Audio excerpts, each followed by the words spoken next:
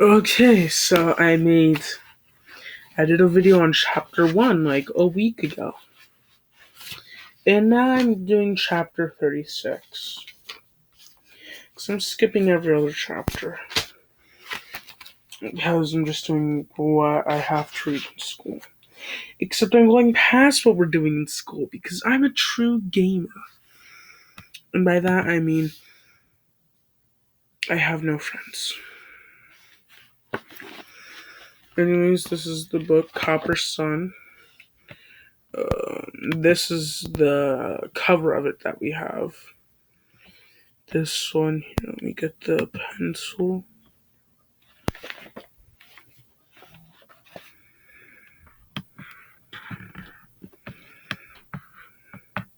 We have this exact copy right here.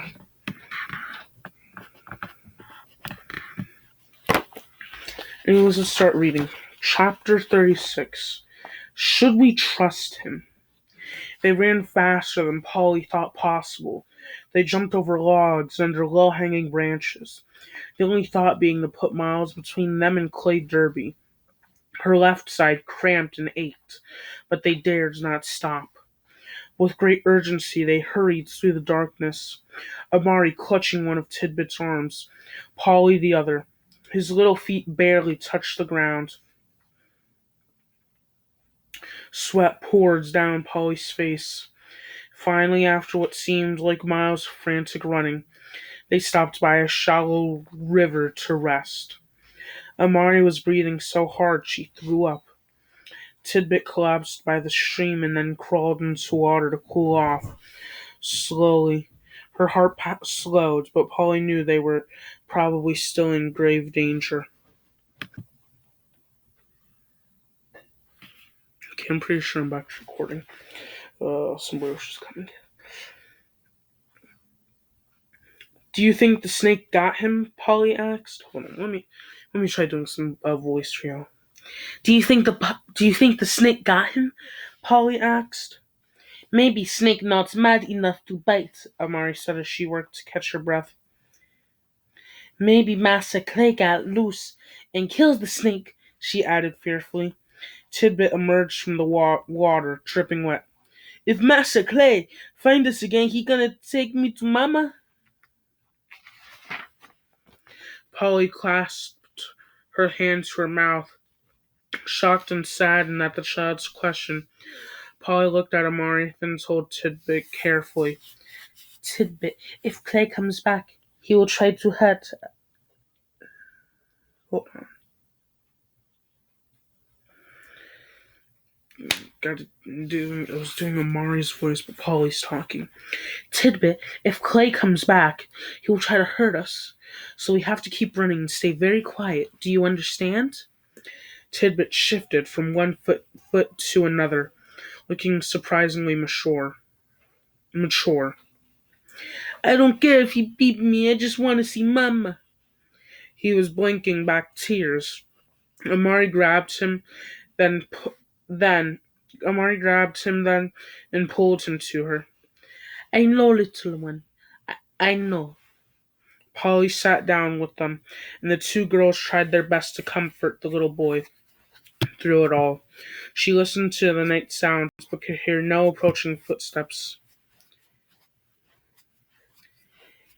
Do you think we did wrong to leave him like that? She whispered to Amari. Massa Clay not in our hands no more, Amari replied reluctantly. Polly picked up Clay's knapsack and looked through it. In it was a hunk of dried salt pork, a few apples, some wrapped cheese, and several hard biscuits.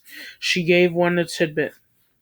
My mama made this bread, he said, first sniffing it, then holding it close to his body. I want to go see Mama. He began to cry. Amari looked at the boy sadly. We come too far to go back, she said. Sides, if I go back, I be a slave again, and I ain't never been no slave ever no more. Polly nodded thoughtfully and stood back up. Amari picked up Tidbit and they headed south once again. They did not stop for 2 days, moving even during the day, staying well away from the roads as they did. They saw people only in the distance. Tidbit's little legs struggled to keep up. Many times he had to be carried or cajoled into continuing the journey. There was no sign of Clay, but they never stopped looking over their shoulders. "We should have tried to find Clay's horse," Polly said warily one evening. "No," Amari replied. "Better this way." One evening, bone weary and dragging through the red clay mud of still another shallow river they had to cross, they pushed to search for crayfish or clams. "I found 5," Tidbit whispered excitedly. Even he knew to be vigilant and quiet. Then Polly saw him, a boy about their age, sitting on a rock overlooking the river. He was hunched over a fishing pole, did not appear to notice them. Polly motioned to Amari and Tidbit to get back into the darkness of the pine trees. Hush Puppy also silently disappeared. But just as Polly stepped backward, the boy looked up. He had dirty reddish hair, a torn shirt, and worn-out shoes. He gazed at Polly without much surprise. "Who are you?" he asked bluntly. "I suppose I could ask you the same thing," she retorted, hands on her hips. She wanted to show him how bold and unafraid she was, but her heart quaked. "What are you doing out here in the middle of the night?" he countered. Polly raked her fingers through her hair and brushed a twig off her dress. She couldn't believe she was worrying about how she looked. "Getting some fresh air, and who goes fishing after dark?" "I do." "You catch anything?" she asked. "No, too dark," he admitted. He looked at her closely in the moonlight. "I never see you around these parts before," Polly replied saucily. "There's probably a lot you've never seen." "What's your name?" the boy asked. "Polly." She immediately gasped and put her hand to her mouth. She should have told him Sarah or Sally or anything other than her real name. "So, Miss Polly, you look like you got a lot to hide. You're dirty, you look hungry, and you look lost." "I know exactly where I am. I am speaking to a young man who does not have good manners to be polite to a lady." She tried to speak to him with dignity, but it was hard with muddy feet. He laughed. "My name is Nathan. I live in that little house through those trees there. We ain't got much, just a house, a barn, some chickens, and a couple of skinny cows and pigs. But we got a little land, and it's ours, and we make do. My daddy drinks at night, so I go fishing. And you are probably right about my manners. My mama would have taught me, but she died." He tossed a stone into the water. "But I do know a pretty girl when I see one, even if she is a muddy-footed and saucy mouth." I feel like I'm acting younger than he actually is. Polly was surprised to find herself blushing. Her whole face and neck felt like hot, stinging needles. She never felt like this before. She cleared her throat. "I must be on my way," she said as she tried to go around the rock on which he sat. "Do you know where you are?" he asked. "Of course," she replied. "Where?" he challenged her. "I don't have to tell you anything," she said with a boldness she did not feel. She glanced nervously in the direction of the forest where Amari and Tidbit hid. He gazed at her curiously. "You're not far from Savannah, Georgia." He paused. "Is that where you want to be?" "Exactly," Polly said with annoyance. "What about the others?" he asked quietly. "What others?" Polly said, trying to bluff. "I am alone. The slave girl, the little boy, the dog." He continued to gaze at her with a half smile. "I spotted you yesterday, and I have been following you." Polly's eyes went wide. "You've been... Why?" Polly asked nervously. "Do you work for Clay Derby?" "Never heard of him." Hold on.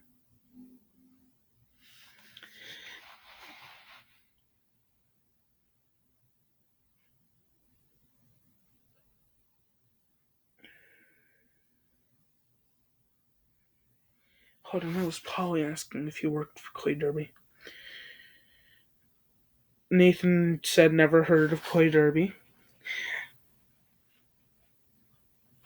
I figure you must be runaways, but I've never seen such a raggedy bunch before. We are on a mission of mercy, Polly began desperately. I am a mistress of might, the boy interrupted her and laughed out loud. Y'all look like you need some mercy yourselves. You're obviously nobody's mistress. I figure an unhappy indenture. The two little Negroes are runaways for sure. He paused and gazed at Polly long enough to make her feel uncomfortable. Then he said slowly, Figure that your little mission of mercy is worth a bucket of reward money. Polly backed away from him slowly. You mustn't tell, she whispered, pleading. We have come so far and our journey has not been easy. Nathan grinned. I can see that. Then he pointed to the woods where the others were hiding. Tell your friends to come out. Maybe I can help. Polly hesitated, unsure of what to do. She knew Amari and Tidbit had heard everything. Go on, Polly girl, Nathan said gently. Call them. You can trust me. Again, her father's special name for her was spouting from the mouth of a cocky young man. This time, however, she almost liked the way Nathan said it.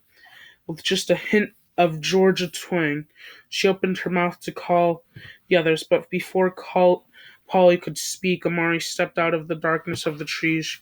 She held Tidbit on her hip, Hush Puppy hovering close, growled quietly. Nathan looked at them for a moment, then asked, Are y'all hungry? Polly nodded stiffly, still uncertain.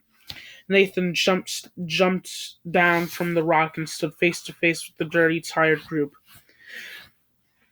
Look, I gotta tell you, my daddy would turn y'all in and get the reward money, and have it drunk away by Sunday next. But me, I think slavery is stupid. I figure anybody ought to be free enough to go fishing at midnight if he wants to. He grinned again. It is a big country, with room enough for the Indians, for black folk to find their own place, for pretty little white girls with 30 feet. Polly was sure she was furious. Polly was sure her furious blushes were evident even in the moonlight. She'd never met anyone who made her feel so fluttery. Amari coughed. You got food? She asked quietly. Not much, Nathan replied. Follow me. They trailed the boy through the forest, which thinned gradually to a clearing, where a small garden and a larger field of crops could be seen. Two small buildings, a house and a barn made of rough wood and logs, stood nearby. I'm going to hide y'all in the barn. I do most of the work around the place, so Daddy's not likely to find you if you stay quiet. He led them through a small door, pulled fresh hay for pallets for them, and told them he'd return in a moment. Amari looked around nervously. This be a trap? She asked. I hope not, Polly replied. He had an honest face. Amari smiled at her. I think his face make you happy. Polly blushed again. Nonsense, she said quietly. She didn't want to admit that Amari was right. Nathan was back a few minutes later with bread, cheese, dried venison, and apples. This is all I could find, and my daddy's going to wonder why I got so hungry.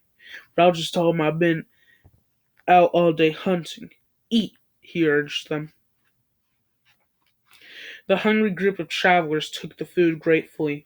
Tidbit even ate the apple cores and promptly fell asleep on the nearest pile of straw. Jeez, this chapter is long. Oh my gosh. This isn't a chapter, this is a whole. I'm gonna turn this into a two-parter. This is too long. Okay, I'll end this part because there's, let me see, 1, 2, 3, 4, 5, 6, 7. There's a whole other 7 pages. This is probably the longest chapter in the book.